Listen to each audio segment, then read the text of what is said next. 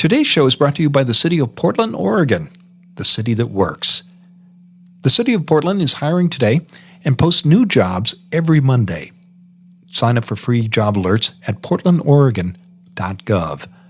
Share your resume and meet city recruiters at upcoming career fairs. Learn more at portlandoregon.gov.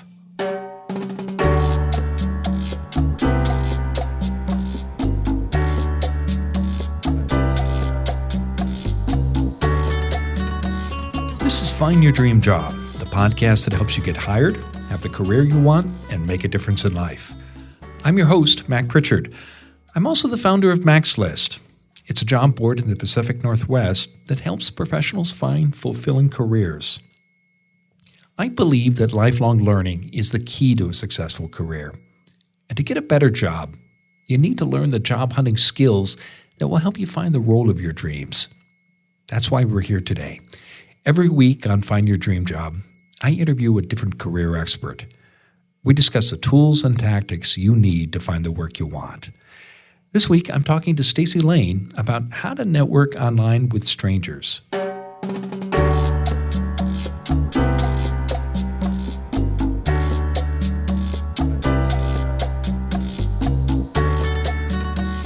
you still waiting for an answer to your last request for an informational interview? In today's episode, we'll share one simple step you can take to make sure you get that response. Want to learn more? Listen in now at the Mac's List studio as I interview Stacey Lane about how to network online with strangers.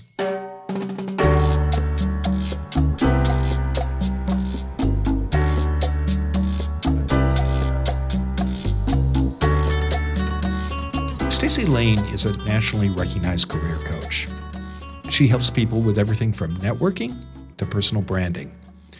Stacey is known for her candid career guidance, and her advice has appeared in local and national publications. She joins us today in person in the Mac's List studio in downtown Portland. Stacey, welcome to the show. Thank you. Yeah. Well, our topic this week, as you know, is how to network online with strangers. Stacey, let's start with a really basic question. What's the simplest way to get people to respond to an online networking request? Well, one of the things I would really strongly suggest is making sure that you get the ask in quickly.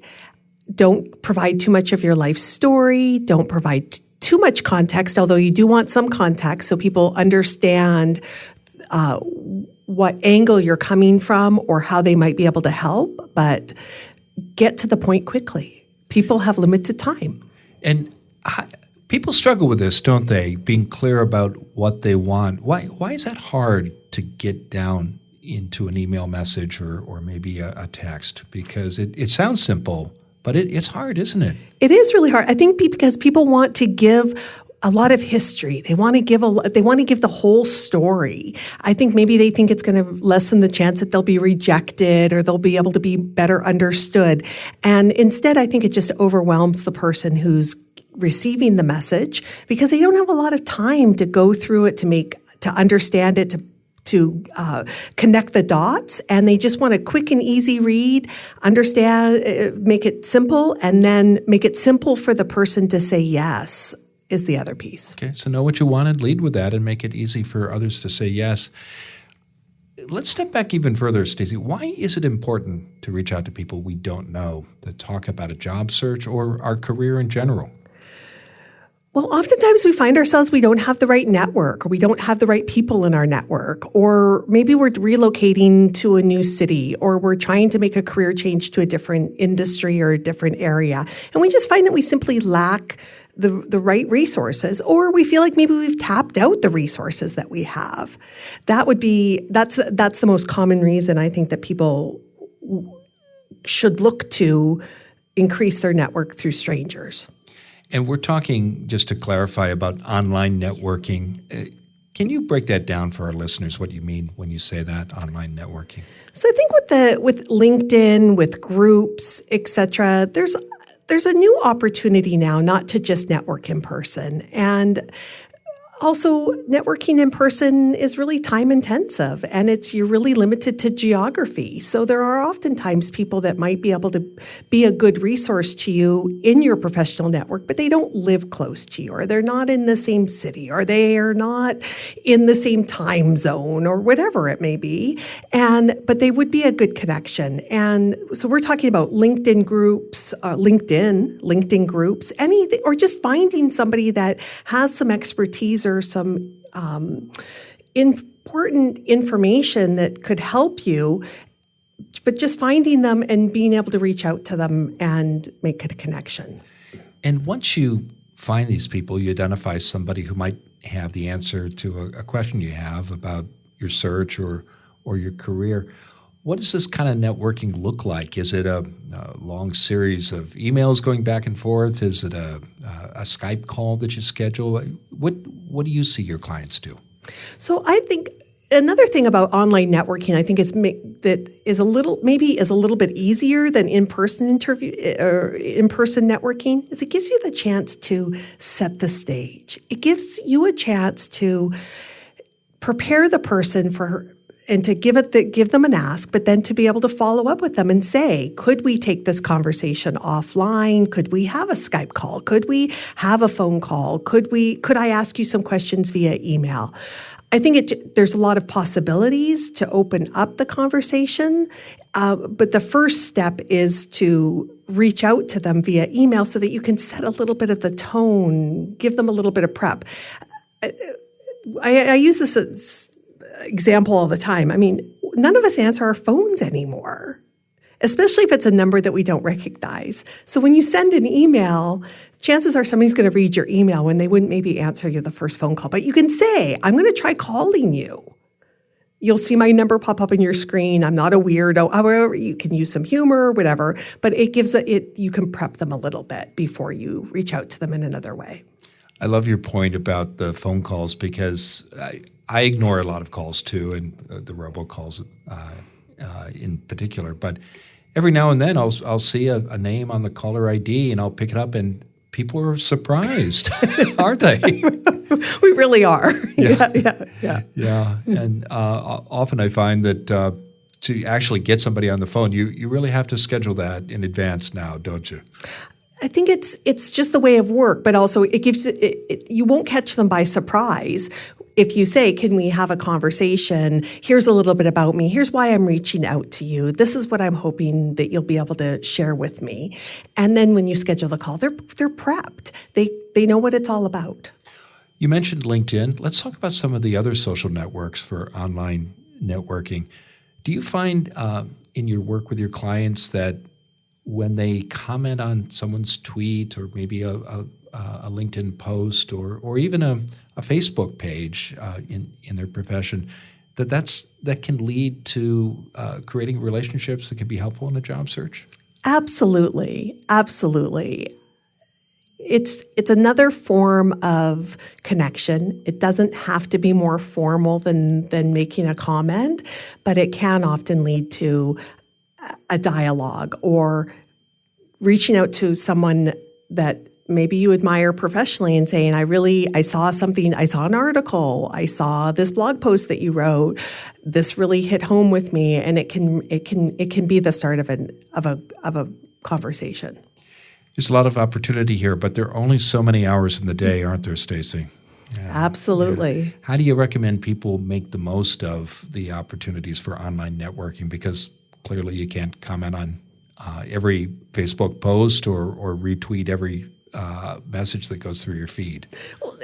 Right, and nor would you want to do that because it dilutes your message too. It dilutes your brand if you're just randomly retweeting and I think too it looks a little maybe too earnest sometimes if you're doing that. So be strategic. Find those that their message resonates with you or you think you really enjoy their thought leadership. There's something important in what they have to say to you or you really agree with it or maybe they have a little bit of a contrarian view that you also have and you can share that. So how much time does it take? I recommend it can be sometimes no more than 10 minutes a week. You don't have to do it every day, but you're selective and you're making one meaningful comment, one meaningful contribution is way better than 10 that are just like, oh, nice article. There's no value in that. There's no opportunity there for there to be a further conversation. You mentioned sharing or commenting on material by people you might admire professionally. What are some other tips about identifying the strangers that you might want to network with online? So some of the strategies would be to look at who's speaking at conferences that you might attend, or who are some thought leaders in the area that you're interested in. People that have made similar if you're a career changer, people that have made similar career changes to what you're looking at doing. People that have just recently gotten hired at a target company that you're interested in, even if they're in a totally different area than you, could be a good stranger to reach out to just to get some feedback on what worked for you. How did you do that? So lots of different sources, I think, to find those strangers.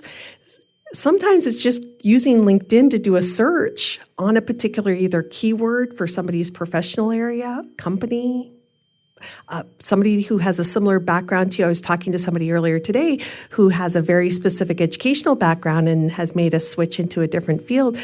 Finding people that also have that same kind of slant, something, because it's unique, but it gives them a point of conversation, a point of contact. So think about the questions or challenges you have and find people who've wrestled with those questions or overcome those challenges and ask them for advice. A great way of putting it. Yes. Yeah. Okay, yeah. Good. Now, we started out by talking about email, and I want to talk more about effective communication by email, particularly if you're making a request, say, for an informational interview or a piece of advice.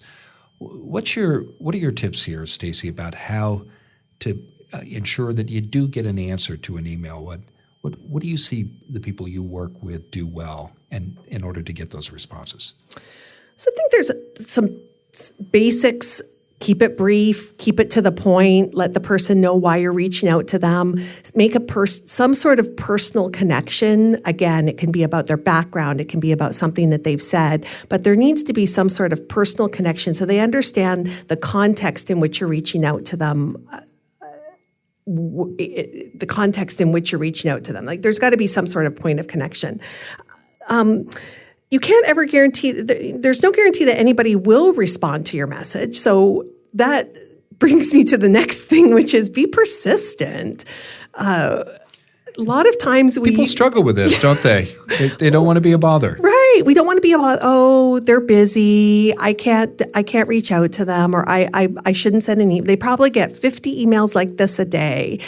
No, they don't. And be persistent. I get requests a lot to share my expertise with people that are starting out doing what I'm doing and I will admit that sometimes if I get one request, I ignore it. And if I get a second request, I know the person's serious and that prompts me to follow up. Now, I hate to even admit that I do that, but I do. Because I don't have the time sometimes to just respond to everyone, but if they're persistent enough to follow up, I know that they're serious. How many attempts do you recommend people make, and how do you suggest they do that? Make as many as you need to until they tell you no. The hard stop is a no from them. I would just suggest if you're communicating via email, try that. If you're not really getting anywhere, you might try another strategy. Maybe try to find a connection with that person, a networking connection. Find somebody that you might know in common. Take another. If you're going to be at an event where that person is, make sure that you introduce yourself. I think there's other ways of doing it, and you could use social media that way too, is if you're trying to get a hold of somebody and you see that they posted something on social media and they're going to be somewhere. I've seen somebody do this very effectively. They commented and said, I'm not going to be at that event, but I sent you an email. Could you please respond? And they did it in a humorous, fun way, and I think that it worked for them. So. Okay. Well, I want to talk more about how to take these relationships into the real world and offline. But let's stop and take a break. We're speaking today with Stacey Lane. She's a nationally recognized career expert. And she and I are here in the Maxlist studio in Portland. We'll be back in a moment where she'll continue to share her advice on how to network online with strangers. As regular listeners of the show know, I record Find Your Dream Job from the Maxlist studios in downtown Portland, Oregon. I've lived in Portland for almost 30 years. It's an amazing city with a wonderful quality of life. I love Portland, so I'm especially excited to have the City of Portland as a sponsor of today's episode. The City of Portland is one of the largest employers in town, and it's looking for passionate, qualified candidates to help our community grow and thrive. The city is hiring today, and it wants to hear from people of all backgrounds. To learn more, visit portlandoregon.gov. Again, that's portlandoregon.gov. Now, let's get back to the show.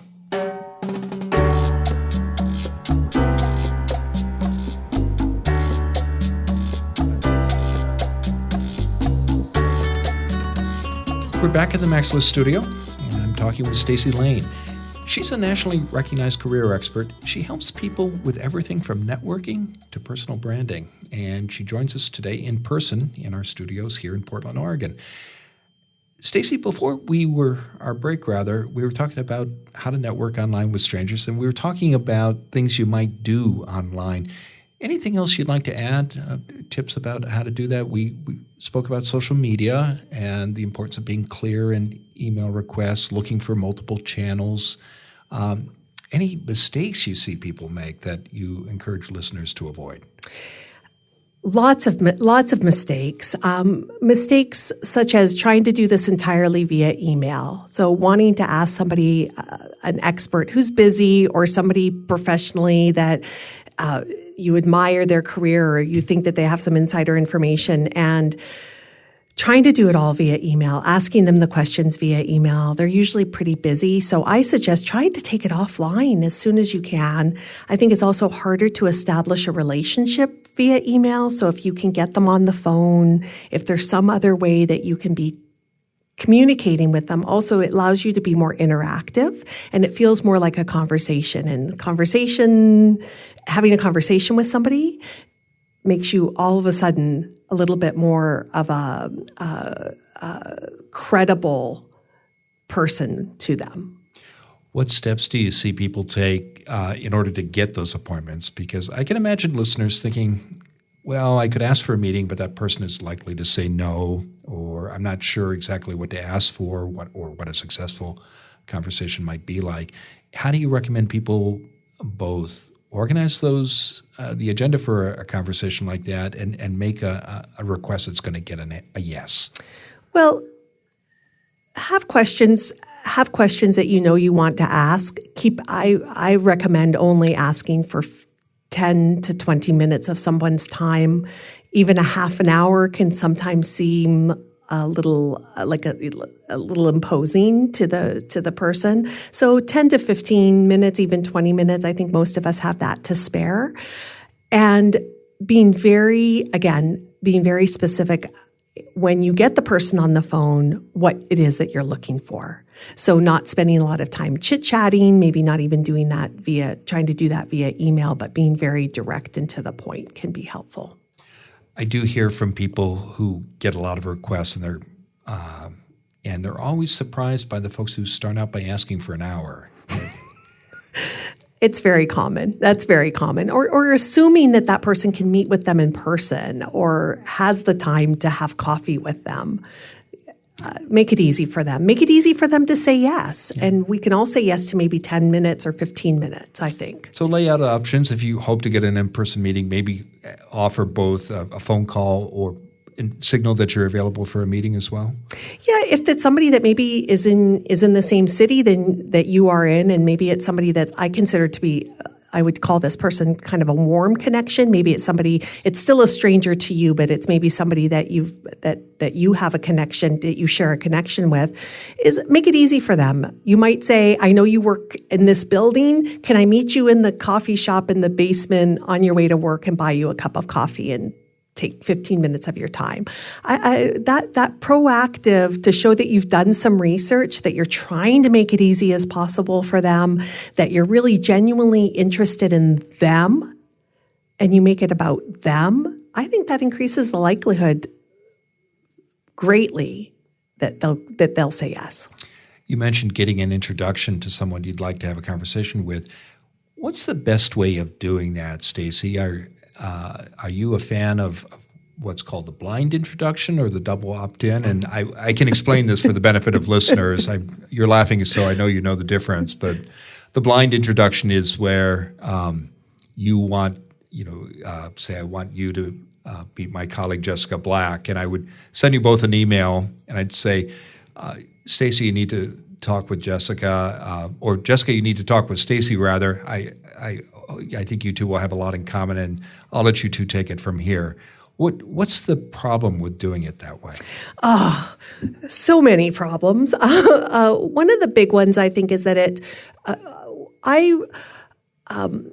I think now, because so many of us use LinkedIn to facilitate those introductions, so that we don't have to spend, we can just give a little bit of information, but the two parties can then look at each other's profiles, and I think it's efficient to do it via LinkedIn, and so many of us more rely on it that way to use LinkedIn.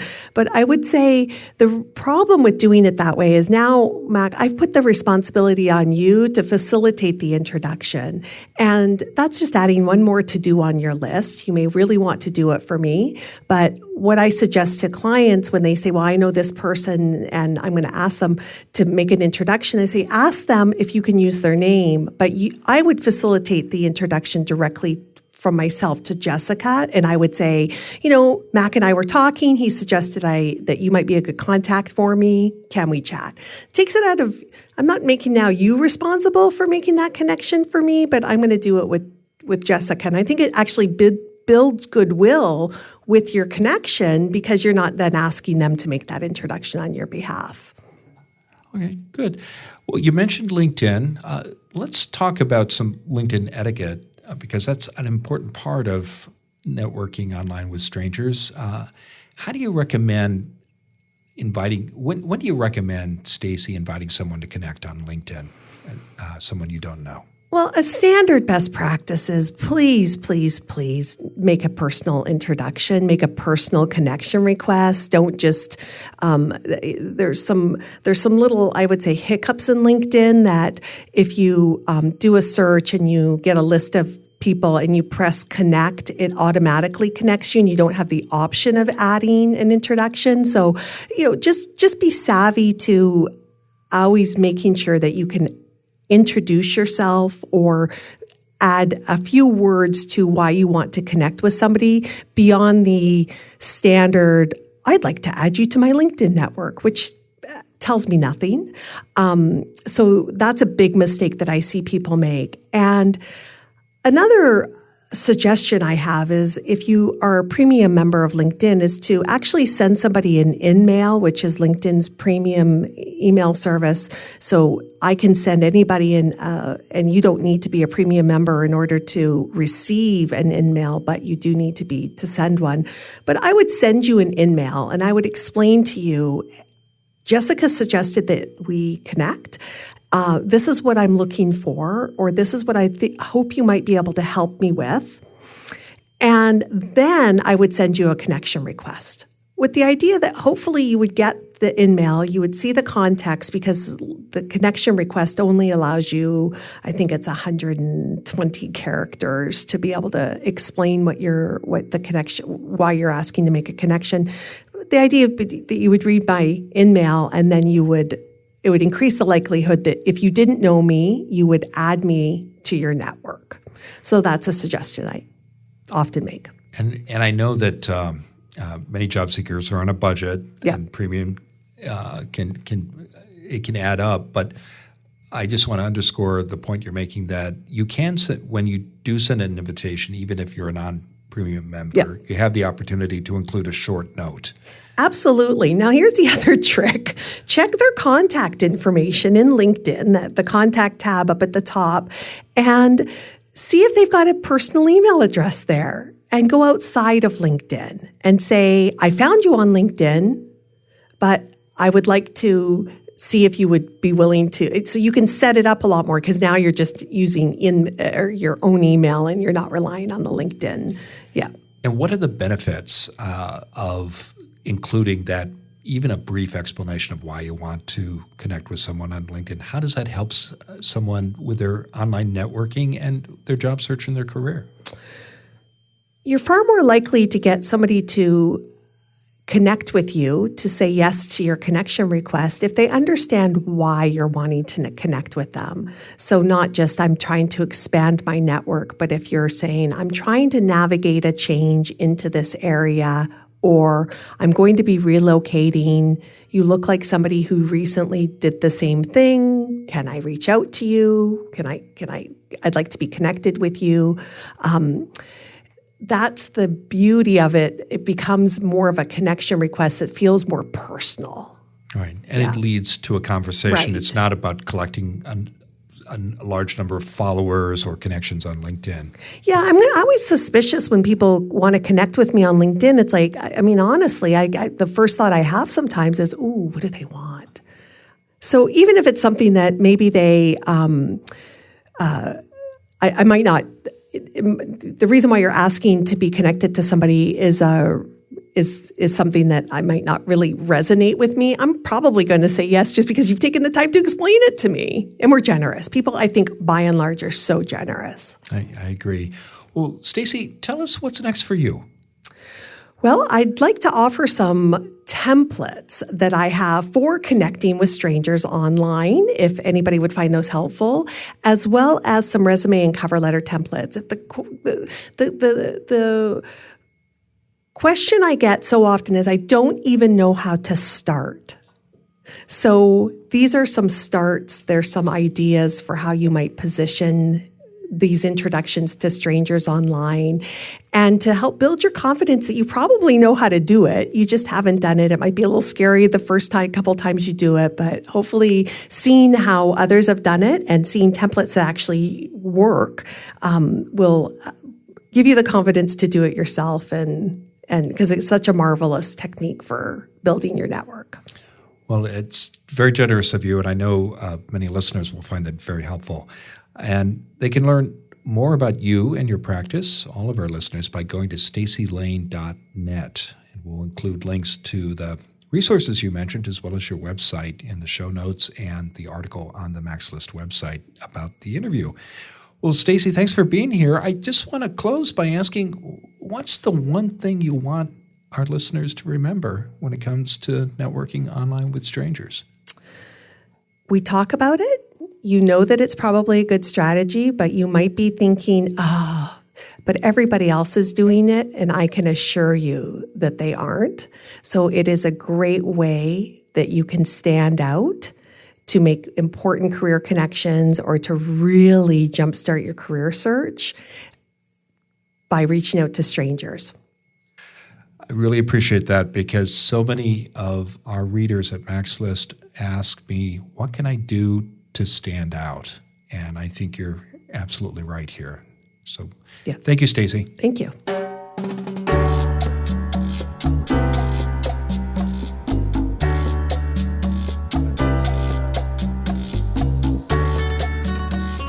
Here's the main idea from my conversation with Stacey that stood out for me. And that was the point she raised in the beginning. You need to know what you want before you ask someone for help. And the reason why this is important is because you make it easy for people to say yes. And so many of the Max List readers and listeners of this show that I meet with, they get frustrated when they send out requests and they don't hear back. And sometimes it's because people they write to are just busy or overwhelmed or can't make the time. But often I find when I engage these folks in conversation, it becomes clear to me they're uncertain about what to ask for. So before you send off that first email, be clear about what you want and make your request as specific as possible. And I think you'll be pleased by the results that you get and the response you get. Also, when you're thinking about networking with people online, especially those you don't know, you need to pay attention to your online profile. It's so important. And if you're uncertain about how to get started, we've got a course that can help. It's 3 parts. It's a series of videos, and it's called How to Wow and Woo Employers Online. Sign up today. It's free. maxlist.org/wow. Again, that's maxlist.org/wow. Well, thanks for listening to this week's episode of Find Your Dream Job. Join us next Wednesday. Our guest expert will be Laura Pepping. She'll explain how to turn connections into your job search champions. Until next time, thanks for letting us help you find your dream job.